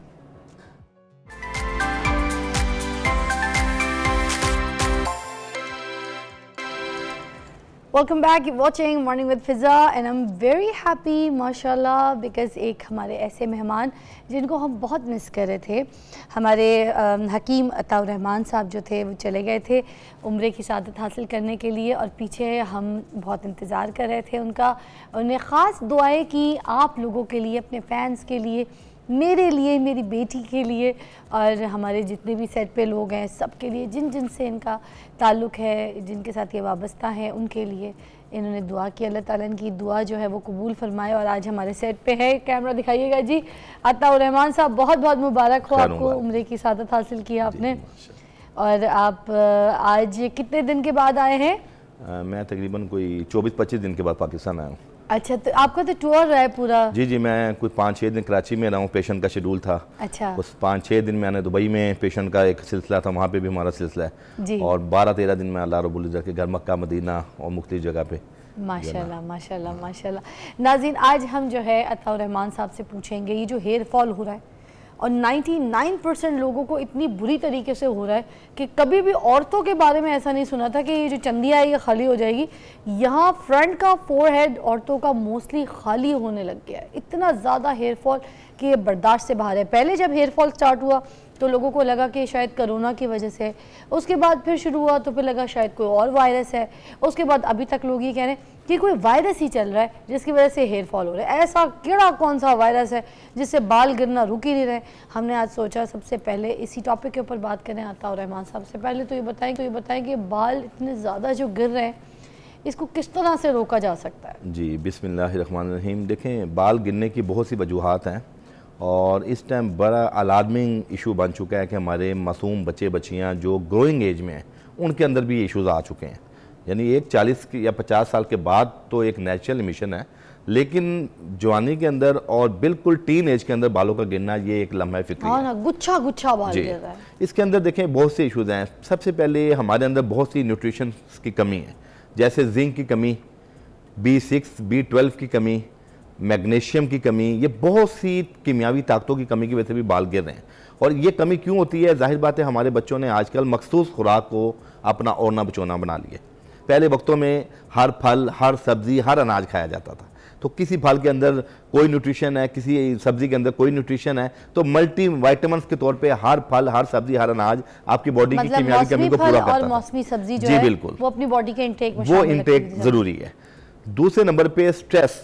आजकल छोटा बच्चा भी जो है ना अपनी लाइफ के अंदर स्ट्रेस लेता है, चाहे वो इन्वायरमेंटल स्ट्रेस हो, चाहे वो स्टडी का स्ट्रेस हो, चाहे उसके फाइनेंस का, उस बच्चे की ख्वाहिशात पूरी ना हो रही हो तो उस सूरत में भी वो स्ट्रेस लेता है कि मेरे जो हमारे फ्रेंड्स हैं, फैमिलीज़ के लोग हैं, वो साहिब सतात हैं और हम लोग वीक हैं, तो बच्चे ये भी बहुत स्ट्रेस लेते हैं। पहली चीज़ ये है कि स्ट्रेसफुल लाइफ से बाहर आए और अपनी ज़िंदगी को फुल फ्लैज इंजॉय करें। दूसरे नंबर पे अपनी ग़िज़ा का पूरा बैलेंस करें कि बच्चे फल भी खाएं, सब्जियां भी खाएं, अनाज भी खाएं। चौथे नंबर पे इसकी रेसिपी है, जिन बच्चे बच्चियों में बाल गिरने लग गए और बिलखसूस आप देखेंगे सेंटर से बाल गिरते हैं बच्चियों के अक्सर, उसके अंदर आपके कार्टिसोल्स, ब्रेन्स के कार्टिसोल्स, ब्रेन्स के कुछ ऐसे सेल्स हैं जिनकी डिजेनरेटिव चेंजिंग की वजह से भी ये होता है। मैं इसमें कुछ चीज़ें आपको ये अर्ज़ करूँगा कि बालों के लिए बेहतरीन एक तेल है जो घर के अंदर तमाम लोग बना सकते हैं। इस तेल के अंदर आप मसाल के तौर पे ऑनियन, प्याज,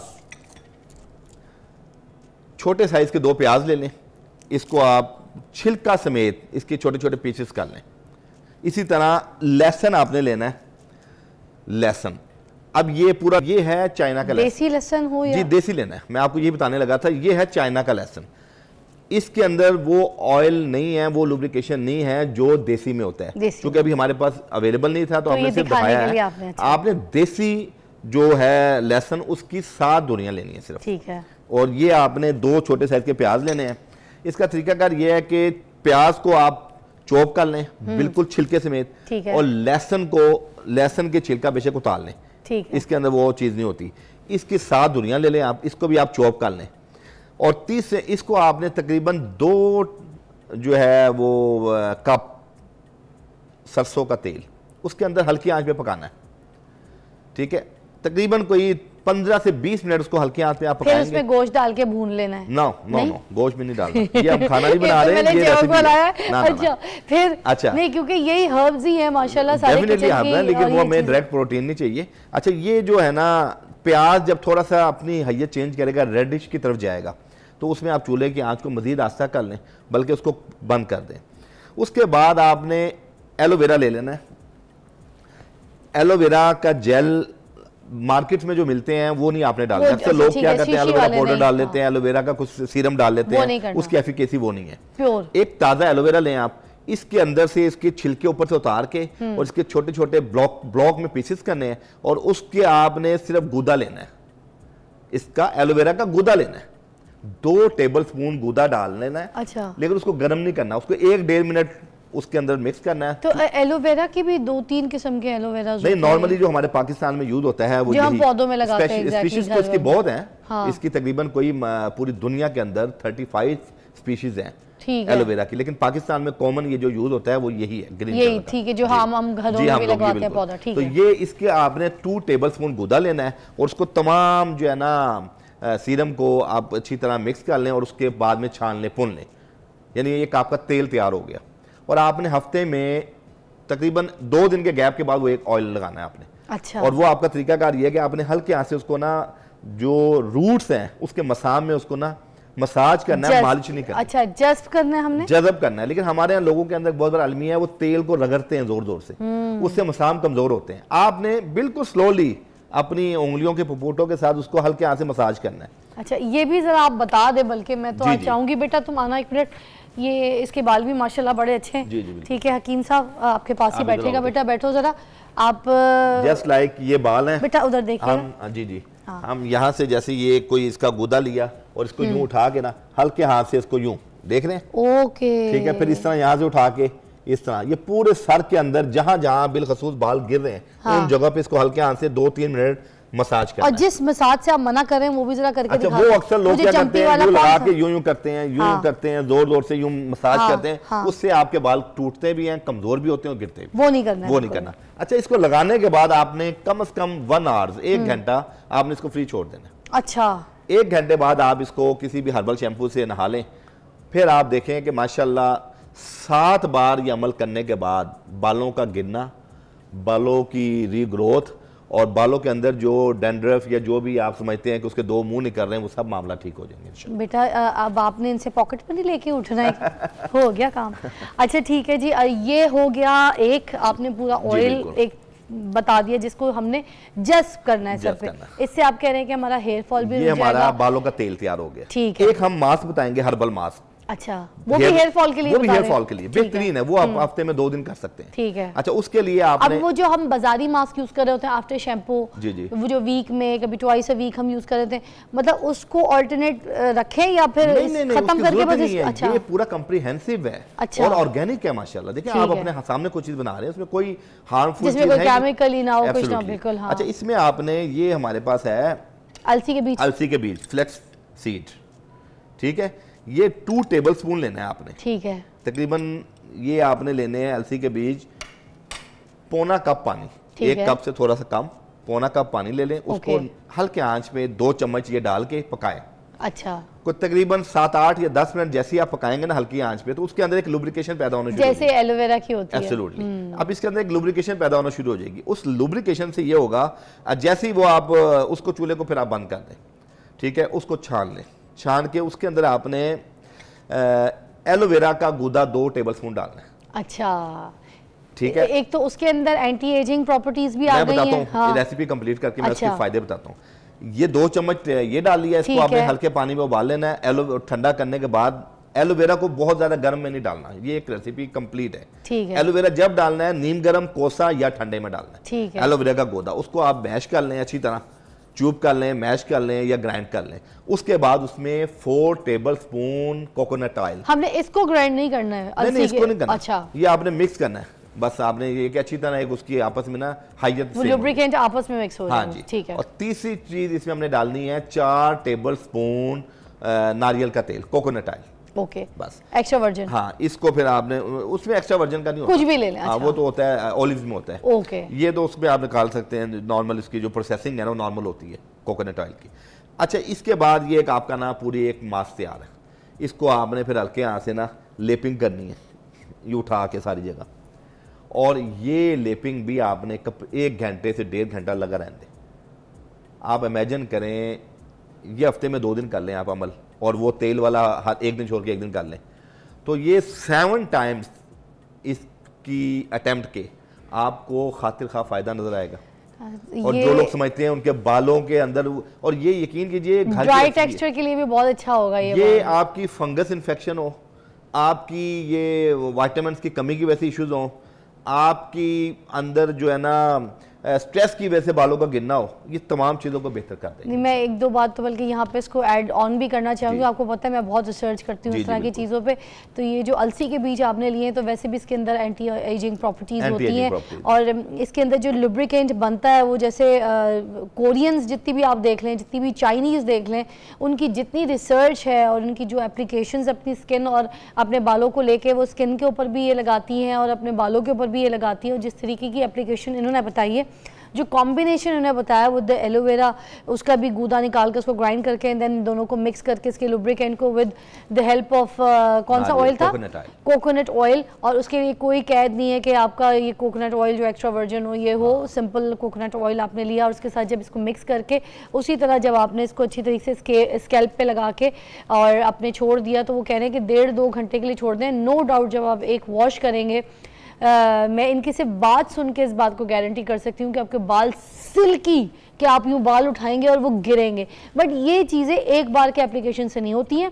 ठीक है, आपके बालों को नरिशिंग उसी वक्त मिल जाती है, वो चीज़ें मिल जाती हैं, मगर वो ग़िज़ा आपने देनी है बालों को। जैसे हमें भूख लगती है, हम खाना खाते हैं, हमारी एक ग़िज़ा है, उसी तरह हमारे बाल की एक ग़िज़ा है, हमारी पलकों की एक ग़िज़ा है, हमारी स्किन की एक ग़िज़ा है, हमारी लिप्स की अलग ग़िज़ा है, हमारी ज़बान की अलग ग़िज़ा है, हमारी गर्दन की अलग ग़िज़ा है, हमारी जिल्द की ऊपर की ये जो जिल्द आपको दिख रही है इसकी अलग ग़िज़ा है। हर चीज़ की अपनी ग़िज़ाएँ होती हैं, उनको उस तरीके से इस्तेमाल करना चाहिए जिस तरह से हमारे माहिरीन आपको बताते हैं। ज़बरदस्त, ये तो बहुत अच्छी टिप दी आपने। हमारे यहाँ चूँकि लोग एक ब्रेक लेते हैं, ब्रेक के बाद फिर ज़रा मज़ीद डिटेल में बात करेंगे, क्योंकि बाल का गिरना यहाँ से ख़त्म करवा दूँगी मैं पूरे पाकिस्तान में। Take a break.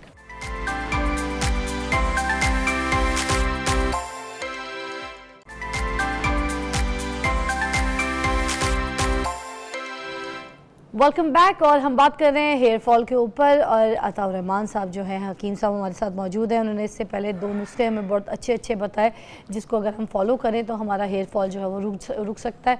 जिसमें एक मास्क बताया उन्होंने, और एक उन्होंने हमें वो प्याज और लहसुन की जो थी लेपी ऑयल के साथ मिक्स करके वो पूरा एक ऑयल जो प्रोड्यूस करता है वो बताया।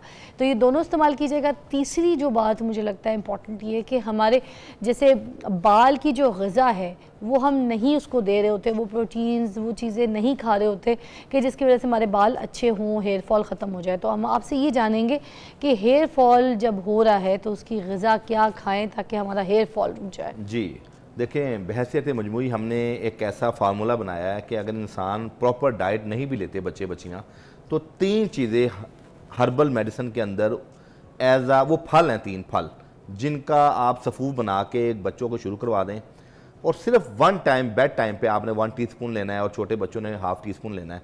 तो आप ये समझ लें कि जो कीमियावी कमी है, एंटी एजिंग प्रॉपर्टीज़ वो रखता है, बालों का गिरना, बालों की शाइनिंग और इवन स्किन के अंदर टाइटनेस भी वो पैदा करती है। अच्छा, अल्हम्दुलिल्लाह। और ये हमारा कॉमन नुस्खा है जिसको हम त्रिफला कहते हैं। अच्छा, इसके अंदर ये देखें जी, नंबर 1 हलेला, ये एक फल है, ये देखें जी हलेला। अच्छा, ठीक है, ये है तो बलेला जी, ये खोल लें बिल्कुल, वो जैफल जवेत्री जैसे आती है ये हलेला फल है, जिसे हरीर का मरब्बा नहीं होता, मरब्बा इसी का बनता है। खुशबूदार है जी जी, ये। हरीड़ का मुरब्बा इसी का बनता है अच्छा माशाल्लाह। इसके अंदर पूरी विटामिन्स मौजूद हैं, कैल्शियम है, जिंक है, अल्लाह पाक ने बड़ी खासियत रखी इसके अंदर। अच्छा, तो इसको इसका आपने, मैं बताता हूँ आपको, इसका आपने छिलका लेना है, अंदर से इसके बीज निकलेगा वो फेंक देना है। अच्छा, इसको आप जब तोड़ेंगे ना, हाँ। तो इसका छिलका निकलेगा। अच्छा, तो छिलका आपने बाहर, ये नहीं टूटेगा, सख्त होता है, ये हवन दस्ते पे टूटेगा, ये ग्राइंड होगा उसमें, वरना ये मेरा दांत लेके ही जी टूटेगा। बिल्कुल ऐसे ही। तो इसमें जो है ना, आपने एक वो हलेला है, ये बलेला है, बेरा, कितना इसका भी आपने जो है ना वो हनी लेना नाम है, हलेला बलेला। है। जी जी, एक भाई था हलेला, एक भाई था बलेला। बलेला। But this is like we can get from किसी भी पंसारी की किसी भी दुकान। पंसार से मिल जाएगा, कॉमन चीज है हमारी और नया आई। और ये बलेला है। तीसरी चीज है आंवला। इसकी भी कितनी अच्छी जी जी, खुशबू है। बहुत जबरदस्त खुशबू है जी। तीसरी चीज है ये आंवला। तो सुने, ये भी सख्त है, इसके अंदर से क्या होगा? इसका आपने अंदर से बीज जो है वो जाया कर देना। इसका हमने पोस्ट लेना है, पोस्ट इसके छिलकों को कहते हैं। अच्छा, इसका भी छिलका, उसका भी हाँ छिलका, जी, हलेला दोनों से बलेला छिलके दोनों लेने। छिलकों का इस्तेमाल करना है। इनके अंदर से जो बीज गुदा नहीं निकलेगा, लेना। बीज निकलेगा, वो फेंक देना है। ओके, ठीक है। और ये क्या है? तीसरी चीज है आंवला। आपने देखा होगा आंवले का मुरब्बा भी हमारा बनता है, ओलो का मुरब्बा, खाया मैंने कभी नहीं है, ठीक है मगर जी। ये हार्ड है, ये सब चीजें वो खुश्क हैं। अच्छा, इन तमाम चीजों को आप पीस लें, कूट लें, तकरीबन एक एक शटांग ले लें और इनका पाउडर बना लें। और आप इमेजिन करें कि ये 1 टीस्पून, जो बड़े लोग हैं यानी कि 25 से ऊपर के लोग 1 टीस्पून लें, और जो हमारे 10-12 साल के बच्चे हैं वो ½ टीस्पून ले लें एक टाइम। तो ये आप यकीन करें, ये फार्मूलेशन जो तेल की फार्मूलेशन, साथ आप जो है वो मास्क, और थर्डली ये अगर आप खाना शुरू कर दें तो इंशाल्लाह बालों के जो भी इशू हैं, जुमला अमराज जो बालों के हैं, चाहे वो फंगस की वजह से हों, चाहे वो बैक्टीरियल इन्फेक्शन की वजह से हों, चाहे वो स्ट्रेस की वजह से हों, चाहे वो एनेमिक खून की कमी की वजह से हों, ये बच्चियों में खून की कमी को भी पूरा करता है। तो अब बच्चों को खिलाने के लिए इसका फ्लेवर इनको सही लगेगा? अच्छा, जायका तो इसका तकरीबन ठीक ही होता है, कोई इतना, इसको खुद जायका करने के लिए इसमें आप गुल सुर्ख डाल सकते हैं। अच्छा, गुलाब की पत्तियां, वो जितना, ये अगर फर्ज करें एक एक छटांग, वो 3 चीजें हैं ना, ठीक है, तो 3 छटांग की पत्तियां डालने आप गुलाब, ओके, उसमें इसका जायका भी खुश जायका हो जाएगा। प्लस अगर बच्चियां फिर भी ना खा सकें तो उसको आप शहद में मिला सकते हैं, तो उसका एक लुब्रिकेंट खमीरा बन जाएगा, ठीक है, वो आप दूध के साथ बच्चों को बेड टाइम पे खिलाएं। हाँ। आप यकीन करें, इसके बारे में कोहना तिब्बा ये कहते थे कि जो बाल कबल अज वक्त सफेद हो रहे हो तो उनकी भी सफेदी जो है ना रुक जाती है इसके इस्तेमाल। अरे वाह, यानी ये वो कुदरती चीजें हैं जो लोग इस्तेफादा नहीं कर रहे। इसका इस तरह का माजून टाइप का हमने बनाना है, हमने बेसिकली पाउडर बनाना है। मगर जब हम शहद में डालेंगे, शहद, अगर जो बच्चे ना पाउडर खा सकें उनके लिए आप शहद में माजून बना लें, इस तरह का माजून बना के दे वो जायका दें। डिलीशियस हो जाएगा, बासानी बच्चे खा सकेंगे। हाँ। और आप इमेजिन करें, पूरी दुनिया की रेसिपी और महंगी तरीन चीज़ें एक तरफ, और अल्लाह पाक ने जो हमारी इन चीज़ों के अंदर शिफा रखी वो एक तरफ, लेकिन सिर्फ एतमाद और एतकाद से खाने की जरूरत है, और कंटिन्यूसली कोई भी अमल हो वो एक दिन में नहीं आपको फायदा देता। हाँ। 7 टाइम्स, मैं आप अक्सर लोगों को कहता हूँ कि 7 टाइम्स उसको अप्लाई जरूर करें ताकि उसके खातिर का रिजल्ट मिल सके। अच्छा, आप तो फिर भी माशाल्लाह 7 टाइम्स कह रहे हैं, मैं तो, मुझे लगता है कि 3 महीने का प्रॉपर इस्तेमाल एक Obviously, वो जो है ना तो फिर वाज़ा दिखाता है मैं इंसान। 7 टाइम इसलिए कहता हूँ कि जो बंदा 7 दफा कर लेगा उसको रिजल्ट जब मिलेंगे तो फॉर लाइफ इसको अपना खुद उम्दा लग बना जाएगा। लेगा। अच्छा, और भी ऐसी कोई ग़िज़ाएं बता दें कि जो हमारे लिए बहुत इंपॉर्टेंट है, जिससे हमारे बाल मैं बहुत बताता हूं। मजबूत हों इसमें जड़ों से। नाश्ते में बच्चे जो है ना बादाम और किशमिश का इस्तेमाल डेली करें, चाहे बड़े हैं, बच्चे हैं, जवान अब हैं। किशमिश में भी तो 2 किस्म की किशमिश आती है, किशमिश हमने सोगी, कौन सी देसी है? सोगी जो है, किस कलर वाली जो होती है? ये बेसिकली थोड़ी सी, ये मिक्स ही होती है, थोड़ी ब्लैक, थोड़ी सिल्वर कलर मिक्स ही होती है। ओके, वो जो पीली वाली होती है, हरी वाली, वो नहीं, वो और चीज है। ये जो देसी किशमिश है ना, जिसको हम सोगी कहते हैं, सोगी, जैसे देसी बादाम होते हैं, ठीक है, तो ये इस्तेमाल किया जाए। इसके अलावा बच्चे जो है ना ऑलिव्स, जैसे अब ऑलिव्स में भी एक काले वाले हैं, काले ग्रीन वाले वाले नहीं, ग्रीन ऑलिव्स, जो हमारे बच्चे पिज्जे के अंदर देखते हैं, पिज्जे तो बच्चे बड़े शौक से खाते हैं। हाँ, मगर उसमें से निकाल भी देते हैं। हाँ, ये भी है, कुछ मेरी बच्चे तो ऑलिव नहीं बच्ची खाते, अगर देख ले सारे ऑलिव, हाँ।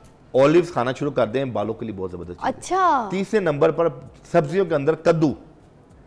कद्दू बेहतरीन चीज है, लुब्रिकेशन के लिए खुश्की जाहिल करता है, तरावट बहाल करता है। अब कद्दू कौन सा वाला, क्योंकि लाहौर में कद्दू लौकी को भी कहते हैं। लौकी की बात कर रहा हूँ, आप लौकी की बात हाँ, कर रहे कद्दू हैं, एक ही है, यानी कि कद्दू वो गोल भी आता है, उसमें अच्छा कई और चीजें आ गई हैं, जैसे मारू है, एक सब्जी है, वो भी तकरीबन उसकी स्पीशीज ही है, मिलता जुलता है। ये सारी चीजें आप खा सकते हैं, ये बेहतरीन बालों की खुराक है। अच्छा, इसके अलावा बच्चों को आप 1 केला डेली दें, बालों के लिए बड़ी जबरदस्त चीज है। 1 केला बच्चा डेली खाए, न्यूट्रिशन डेफिशिएंसी को दूर करता है। अच्छा, काले चने जो हैं, इसका शोरबा, इसकी यखनी या इसकी चाट किसी शक्ल में इस्तेमाल की जाए, बालों के लिए बेहतरीन चीज़ है। अरे वाह, काले चने, अच्छा, प्रोटीन बेस्ड जो हमारी बीट, और ये घरों में अमूमन कम बनते हैं, ये अब तो ज्यादा बनने चाहिए। आजकल वो आप सफेद चनों की चाट ज्यादा चल पड़ी है, काले चनों की चाट जो है बच्चे इस्तेमाल कर लें, उसका शोरबा, उसकी यखनी, बल्कि उर्दू स्पीकिंग फैमिली में इसकी एक घुगनी टाइप बनती है जी, जो बड़ी एक मसालों की बड़ी डिलीशियस होती है, वो आप रमजान में हम लोग अपने घरों में इस्तेमाल करते हैं चम्मच के साथ, उसमें आप नींबू डाल के खा लें, बेहतरीन चीज है। मैं उर्दू स्पीकिंग हमारे घर में बड़ी बनती है, बहुत अच्छा लगता है, नींबू छिड़क के खा लें, और उससे कमर दर्द, असाबी कमजोरी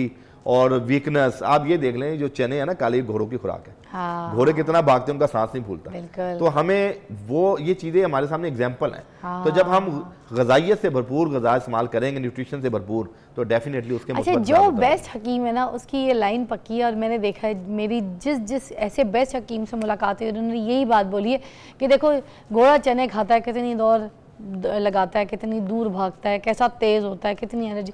तो हम आम इंसान अगर चने खाएंगे तो हम कितने तेज़ होंगे, कितने रफ्तार होंगे, कितनी एनर्जी होगी। नो डाउट, ही सो राइट। ये नुस्खे इस्तेमाल कीजिए, अपने बालों का गिरना ख़त्म कीजिए, जड़ों से सिरों तक आपके बाल मजबूत होंगे, तो फिर पूरी दुनिया को आप मजबूती से होल्ड कर सकेंगे। ऐसे ही है? बिल्कुल। थैंक यू सो मच आपकी तशरीफ़ आवरी का, आपने बहुत अच्छे नुस्खे हमें बताएं, and we gonna follow that for sure. ठीक है, will see you next episode में। खुदा हाफिज़।